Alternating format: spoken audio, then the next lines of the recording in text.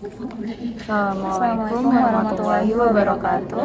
Perkenalkan, nama saya Nazima Hakim dengan NIM 2410312082. Perkenalkan, saya Kaisah Rama dengan NIM 2410313049. Dan kami akan membuat video roleplay tentang konseling pemberian MPASI pada anak.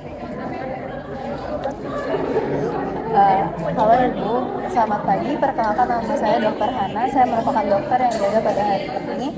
Ibu dengan Ibu siapa? Ibu Kaisah, dok. Ibu Kaisa. Baik, Ibu Kaisa, kalau saya boleh tanya, Ibu umurnya berapa tahun? 29. 29 tahun. Apakah ada yang bisa saya bantu, Ibu? Nggak ada apa-apa, dok. Mau konseling anak aja. Mau konseling? Oke, baik. Jadi untuk konseling, karena Ibu baru pertama kali konseling juga, jadi saya akan tanya beberapa hal gitu. Kita akan ngobrol-ngobrol biasa aja, Ibu juga jawabnya seperti biasanya, nggak apa-apa Ibu. Jadi pertama saya akan menanyakan, apakah Ibu tahu bahwa makanan yang apabila kita berikan secara adekuat itu dapat membantu tumbuh kembang anak? Tahu, dok. Baik. Dan apakah Ibu tahu kalau misalnya dengan kita memberikan makanan yang bernutrisi ini, kita bisa mencegah anak dari yang namanya anak pendek, atau yang biasanya Ibu sering dengar mungkin stunting gitu. Oh ya, tahu, dok. Tahu ya, Bu? Jadi emang 1000 hari pertama kehidupan itu sangat penting. Jadi di sana kita harus memenuhi seluruh nutrisi dari anak tersebut. Kalau boleh tahu, anak Ibu umurnya berapa bulan? 7 bulan, dok. 7 bulan ya. Oke. Kalau begitu udah mulai dikasih MPASI berarti. Baik. Kalau gitu, yang Ibu tahu itu pertumbuhan pada 2 tahun pertama itu kenapa penting untuk tumbuh kembang anak? Dengar-dengar aja, dok. Dengar-dengar aja. Jadi saya akan berikan kenapa bahwa kalau itu penting. Jadi ketika kita memberikan nutrisi yang cukup, ASI dan MPASI yang cukup pada anak di 2 tahun pertama, itu akan membantu tumbuh kembang fungsi kognitif dan juga fisik anak. Karena pada saat 2 tahun pertama itu, atau 1000 hari pertama kehidupan itu adalah di mana tumbuh kembang itu menjadi sangat cepat dan sangat-sangat penting lah, krusial buat anak. Iya. Dan selanjutnya saya ingin bertanya juga untuk anak usia 6-9 bulan, kan sekarang anak Ibu 7 bulan ya. Apakah Ibu tahu bahwa mereka tuh perlu makanan selain ASI gitu? Setidaknya Ada empasi, dok. empasi. Ya, empasinya Ibu beri berapa kali? Kalau dia mau aja. Kalau dia mau aja. Jadi seenggaknya Ibu beri dia 2 kali sehari ya Ibu, dengan masih didampingi dengan ASI. Jadi empasi 2 kali dan ASI gitu. Jadi selanjutnya, apakah Ibu tahu bahwa ibu hamil itu perlu makanan lebih banyak dari porsi biasanya? Tahu, dok. Nah, apakah dulu pas Ibu hamil itu Ibu mengonsumsi porsi yang lebih banyak dari biasanya? Iya, saya makan banyak, dok. Oke. Jadi sebenarnya buat porsi yang lebih banyak ini bukan sebanyak itu ya Ibu. Jadi variasi makanan Ibu terpenuhi, seperti yang paling penting itu adalah protein hewani. Dan terus makanannya itu juga nggak harus banyak dalam 1 kali Ibu. Yang penting Ibu frekuensinya itu sering. Jadi kayak tetap banyak, emang lebih banyak daripada biasanya, cuman kita sedikit-sedikit aja, cuman frekuensinya yang banyak. Terus ditambah dengan konsumsi tablet darah dan juga air yang mencukupi gitu. Oke, dok.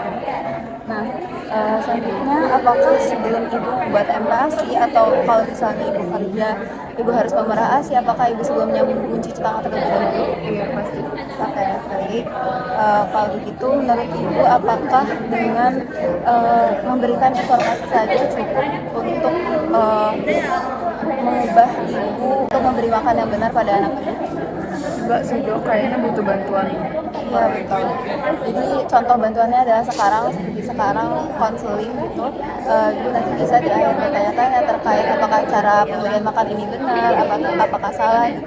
Jadi dengan adanya konseling itu dapat membantu ibu, juga dapat mendukung ibu serta memotivasi ibu lebih lanjut.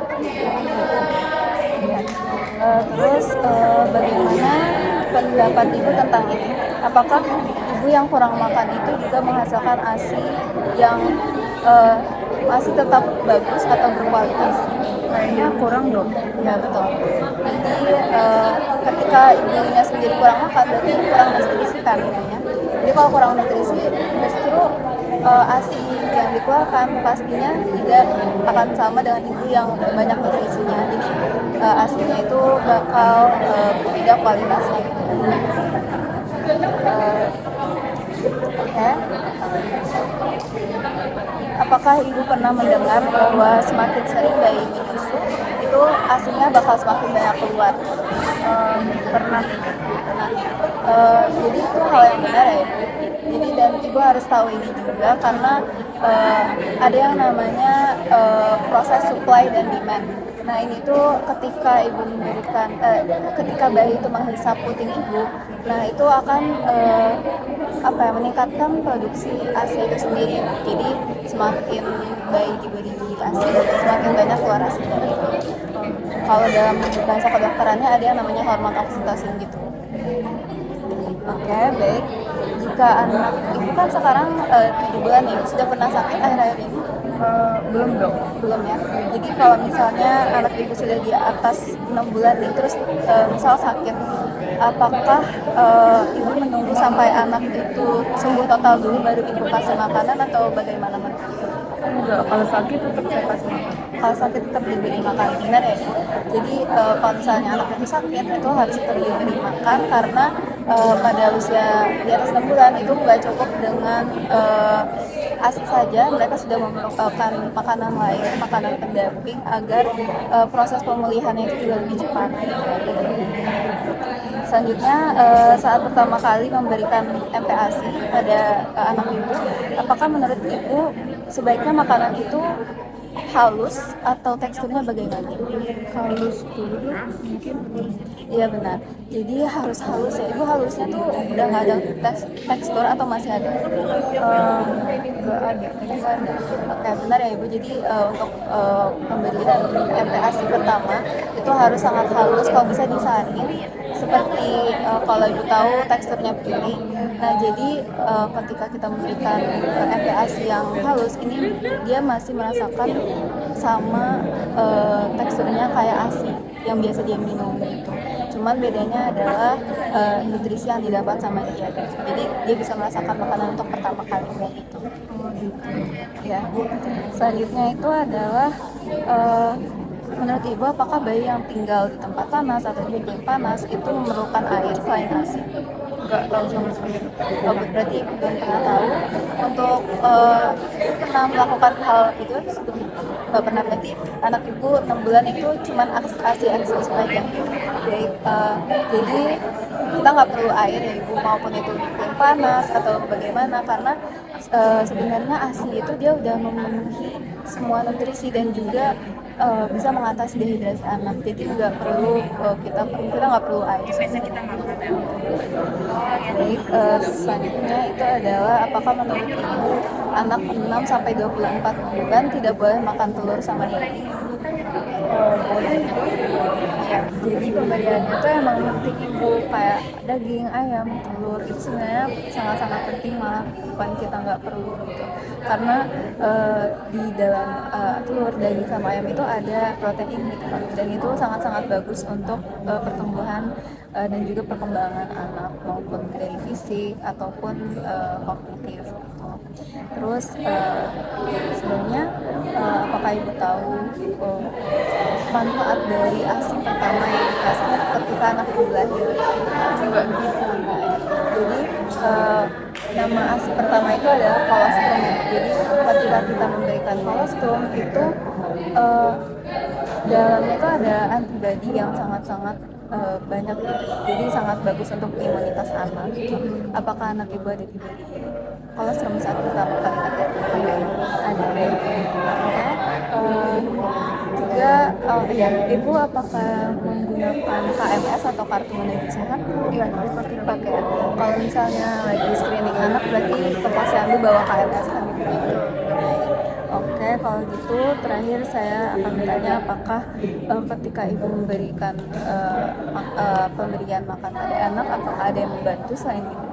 Ada, biasanya suami saya. Oke, berarti ayahnya ikut bantu ya Ibu, suami Ibu ikut bantu, dan itu sangat-sangat bagus karena kalau misalnya Ibu melakukannya sendirian itu tidak akan seefektif kalau misalnya dibantu dengan ayah Ibu. Jadi keterlibatan suami itu sangat-sangat penting. Oh gitu ya dok. Oke, apakah Ibu ada pertanyaan?